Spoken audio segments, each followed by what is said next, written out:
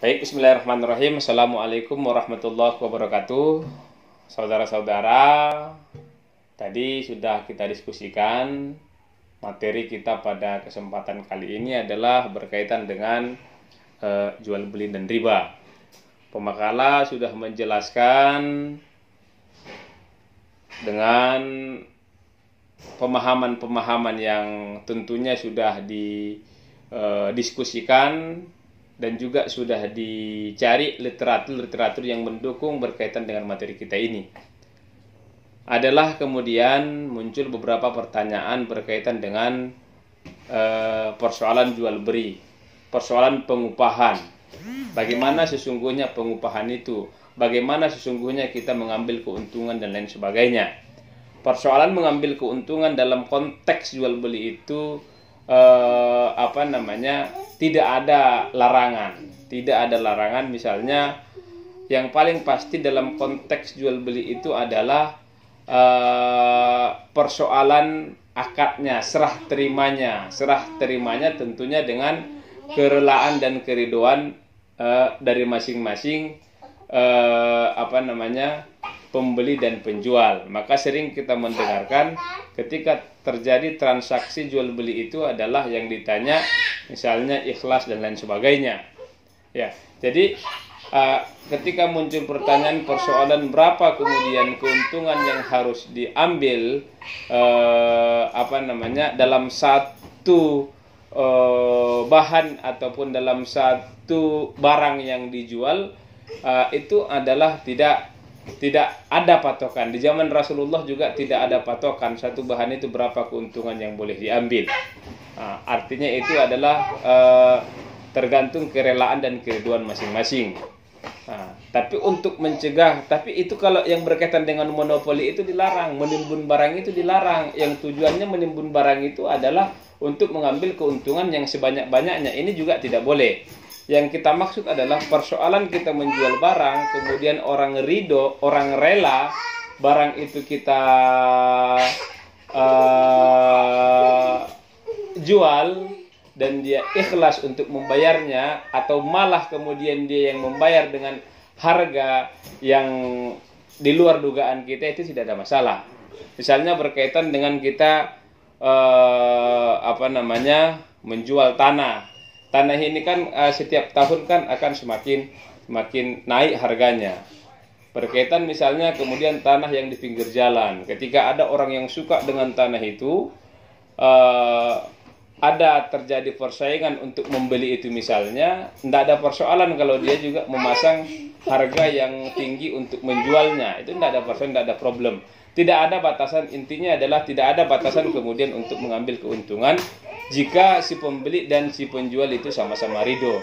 Intinya adalah keridoan. Yang menjadi persoalan adalah seperti yang saya katakan tadi, terjadinya monopoli. Ini yang tidak boleh. Monopoli penimbunan barang sehingga menyebabkan barang orang lain tidak tidak laku dan lain sebagainya. Ini yang tidak boleh. Tapi kalau kemudian seperti yang saya katakan tadi, kita menjual ke orang, dia memberikan penawaran yang besar, sama-sama ikhlas, nggak ada problem, nggak ada masalah. Misalnya kita membeli mobil antik, harganya dulu kita beli sekitar 50 juta atau 100 juta, tapi kemudian ada orang yang menawarkan 2 miliar, nggak ada persoalan, nggak ada problem di situ. Itu yang pasti. Kalau persoalan ujroh itu tidak diatur, keuntungan itu tidak diatur, asal kemudian tidak memberatkan orang.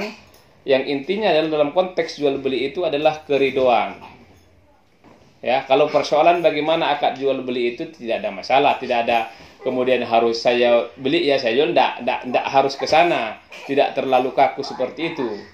Intinya adalah keridoan, kita beli, kemudian barangnya harus ada barangnya. Nah, dalam konteks misalnya jual beli online sekarang, yang terjadi sekarang, maka ada sebuah hal yang bukan terobosan namanya, ada sebuah dalam konteks jual beli ada yang dilakukan oleh beberapa pelaku bisnis online itu, misalnya COD. COD itu adalah membayar barang di tempat. Ketika pembelinya itu merasa puas dan itu sesuai dengan produk yang dia mintanya, ya tidak ada persoalan, tidak ada problem. Intinya keriduan di situ ada. Tapi kemudian yang menjadi problem adalah ketika ada penjual misalnya barang harus dibayar duluan, kemudian uang harus ditransfer duluan, tapi barang tidak sesuai. Ini yang menjadi problem, ini yang menjadi persoalan, dan ini yang menyebabkan ketidakridhoan yang jatuhnya kepada ya diharamkan tentu pastinya. Itu. Nah, dalam persoalan misalnya di COD bayar di tempat, kemudian ada kurir mengantarkan, oke, kemudian kurir mengambil uang, tidak ada masalah.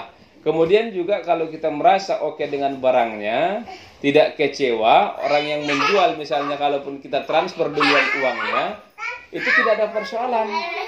Kita transfer uang misalnya untuk membeli barang, setelah dikirimnya via online ke kita juga barang, kita merasa puas, yakin, dan akhirnya juga kita tidak merasa dirugikan, juga tidak ada persoalan. Sesungguhnya ini adalah berkaitan dengan keridhoan dan kerelaan kita masing-masing, dan tergantung kepada kepercayaan kita masing-masing berkaitan dengan jual beli online dan sebagainya itu, ya. Selanjutnya berkaitan dengan riba misalnya, apakah orang yang bekerja di bank itu termasuk riba? Di sinilah terjadi perbedaan ulama, khilafiyah di sini terjadi. Apakah kemudian seluruh orang yang bekerja di bank itu termasuk bank konvensional, bahkan bank syariah itu termasuk pelaku riba, dan sementara dari hadis tadi yang disampaikan oleh kawan-kawan bahwa ketika kita memakan riba itu Allah sangat melaknat kita. Pemakan riba sangat dilaknat oleh Allah. Jadi yang mau saya katakan di sini adalah dalam konteks misalnya bank ini masih terjadi beberapa pendapat, beberapa penafsiran yang ada ulama yang mengatakan haram, ada yang kemudian ulama-ulama kita khususnya ulama-ulama NU misalnya NU lah khususnya yang tidak mengharamkan itu, bahkan dibuatnya bank syariah. Syariah ini kemudian dalam konteks misalnya terjadi transaksi jual beli, di situ adalah lebih kepada ujrah, berbagi keuntungan. Kalau di bank syariah itu lebih kepada keuntungan, ya, lebih kepada keuntungan yang kita lihat, yang diambil kemudian adalah lebih kepada keuntungan. Artinya yang kita maksudkan lebih kepada bukan lebih kepada keuntungan. Ini kurang fokus karena ada anak-anak tadi ya. Lebih kepada bagi keuntungan. Bank syariah itu lebih menekankan kepada bagi keuntungan, dibagi keuntungannya. Misalnya kita di bank syariah meminjamkan uang, menyimpan uang, kemudian bank syariah memberikan keuntungan, berbagi keuntungan, tidak ada persoalan. Keuntungannya itu tentunya adalah kemudian tidak melebihi batasan-batasan yang ada, tidak ada patokan. Nah, kalau misalnya di bank lain itu kan ada patokan sekian persen. Nah, kalau di bank syariah itu tidak ada patokan. Misalnya ada keuntungan sekian persen, maka dibagi dengan ibaratnya kita ini dikatakan sebagai penanam modal. Kalau kita menanam modal, menanam saham di sebuah perusahaan, kemudian ada keuntungan ditanggung bersama-sama, kerugian juga ditanggung bersama-sama, ya tidak ada persoalan kalau dalam konteks saham. Kalau itu dalam konteks bank misalnya, kalau orang bank kan ketika uang kita ada itu akan diinvestasikan, itu akan diputarkan untuk perumahan dan lain-lain sebagainya, untuk dipinjamkan kepada orang dan lain-lain sebagainya. Sehingga kemudian dari hasil keuntungan yang didapat itulah kalau bank syariah itu dibagi. Nah, berkaitan dengan kredit misalnya, kita harus melihat akadnya terlebih dahulu. Niat kita apa? Niat kita kemudian artinya kita jangan barang terhadap barang. Niat kita kemudian adalah meminjam uang dari bank untuk membeli barang. Kemudian barang itu kita misalnya kita beli rumah dalam bentuk rumah, kemudian kita minjam uang ke bank dan kita bayar dan kita cicil lah uang itu ke bank. Nah, itu saya pikir tidak ada persoalan. Atau yang model kredit rumah, supaya ada rumah kita harus kemudian kita minjam ke bank, ataupun supaya ada mobil kita beli. Lebih tepatnya begini, kalau misalnya kita kredit mobil misalnya, kredit mobil kita tujuannya adalah membeli mobil, tapi kita belum punya uang yang cukup, kemudian kita berhutang. Ada orang yang mau membayarkan duluan, kita apa namanya seperti misalnya tab, kemudian kita membayar ke sana setiap bulan, ya nggak ada persoalan karena terjadinya tukar beli bahan itu adalah dari uang ke barang. Barangnya apa tadi? Mobil. Kemudian rumah, barangnya apa tadi? Rumah.